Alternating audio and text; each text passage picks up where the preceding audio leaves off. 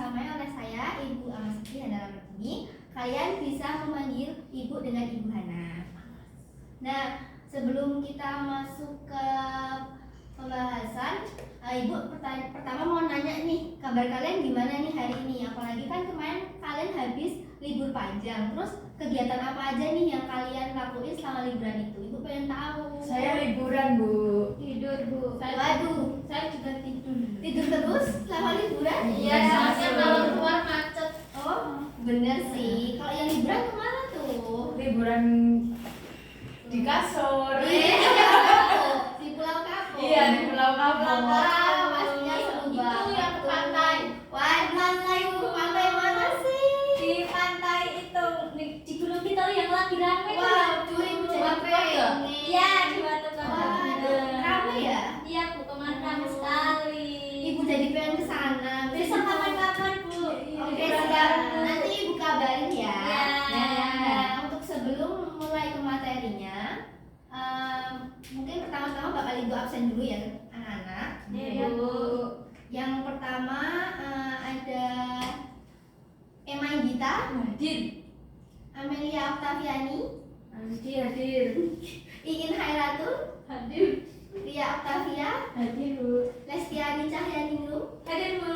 Olivia Diandra, Hadir, Bu. Amal Lutfi Puspita. Hadir. Oh, alhamdulillah hari ini sehat-sehat dan hadir semua ya. Ya, Alhamdulillah. Ibu jadi turut senang akan pembelajaran hari ini.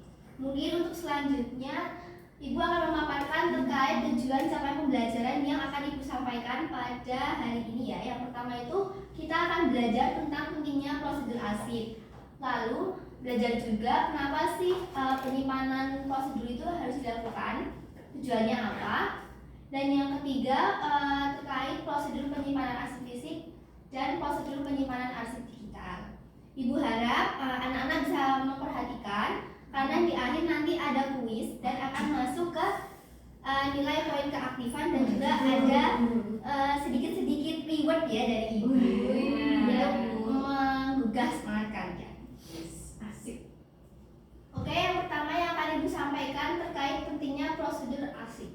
Nah, dari kalian sendiri tahu nggak nih kenapa sih prosedur itu harus dilaksanakan di arsip? Apakah biar nggak berantakan? Apakah biar nggak bingung nantinya?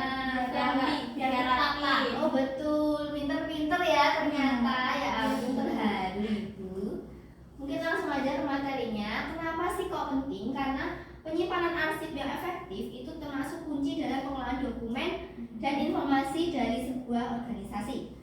Dengan menyimpan arsip yang baik, organisasi dapat memastikan keamanan data, mempermudah akses informasi, dan menjaga kontinuitas operasionalnya. Nah, arsip yang dikelola dengan baik itu juga bisa menjadi sumber referensi yang berharga untuk pengambilan keputusan strategis di masa depan. Untuk materi yang selanjutnya itu ada tujuan penyimpanan arsip. Nah, kenapa sih kita itu harus menyimpan arsip? Tujuannya apa nih kira-kira? Menurut anak-anak semuanya? Mudah dicari. Oh, agak boleh cari. Lalu apa lagi? Tadi Mbak Amel ya yang jawab ya. Ya. Nanti masuk ke nilai rekapan aktif ya. Agar rapi. Betul. Berarti Mbak Olivia Iya. masuk ke catatan ya. Ibu lanjut aja. Untuk tujuan utama penyimpanan arsip adalah untuk menjaga kelestarian dan keamanan informasi penting baik di organisasi ataupun individu. Pastinya kan dari anak sekalian itu juga punya arsip kayak misalnya kakak, terus akta kelahiran itu kan juga termasuk arsip dan itu perlu disimpan dengan baik-baik. Selain itu, penyimpanan arsip yang efektif itu dapat membantu organisasi untuk mematuhi peraturannya, terus meningkatkan efisiensi operasional dan mendukung proses pengambilan keputusan yang lebih baik ke depannya. Untuk selanjutnya ada prosedur penyimpanan arsip fisik. Nah, yang dimaksud arsip fisik itu arsip apa sih? Kalau Ibu boleh tahu dari kalian? Arsip yang bisa dipegang itu arsip apa? Fisik ya yang bisa dipegang kayak surat yang bentuknya kertas itu loh Bu. Oh, pinter. Mbak Lestiani pinter ya ternyata ya. Yang satu Bu, yang satu. Wow, ternyata yang kemarin itu maju itu Iya, aku. iya, Nyala. Kelas 10 itu. Oh, kalian Mbak Lesti toh. Iya, Bu. Tapi ternyata nggak masuk. Oh, gitu. Kenapa ya? Suka bolos surat jajan. Oh, suka jajan. Oh, harus balance gitu ya? Yang penting kan ranking 1 Bu. Mungkin bisa jadi contoh ya buat anak-anak lainnya. Kalau ranking 1 juga warnanya juga bisa. Bisa menjadi contoh. Untuk selanjutnya yaitu tentang penyimpanan arsip fisik.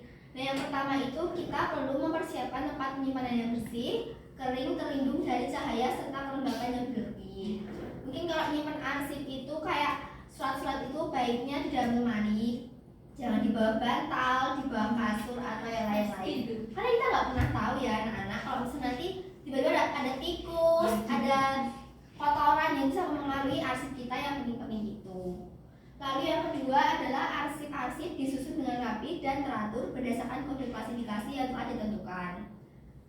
Nah, pastinya arsip-arsip itu juga punya banyak klasifikasinya karena pada setiap arsip itu kan juga kalian pada kelas 10 kemarin juga diajarin kalau misalnya tiap arsip itu perihalnya bisa beda-beda. Nah, itu dapat diatur dan disusun berdasarkan kode klasifikasi yang telah ditentukan. Nah, lalu tempatkan arsip pada rak atau folders yang sesuai dengan jenis dan tanggal arsip.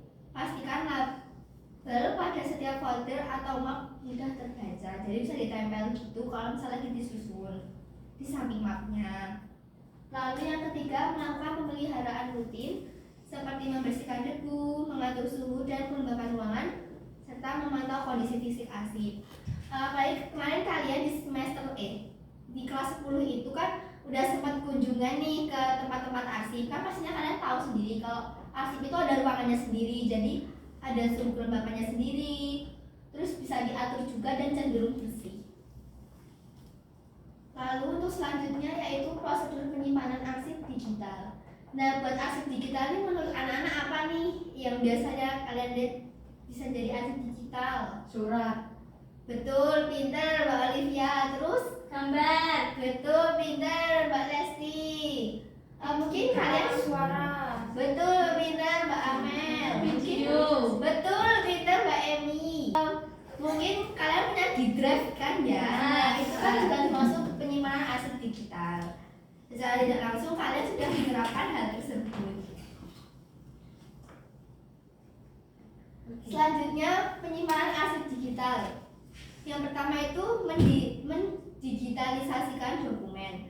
Maksudnya di sini pastinya kan arsip fisik yang bisa kita pegang surat-surat seperti itu kan nggak bisa langsung kita masukkan ke internet.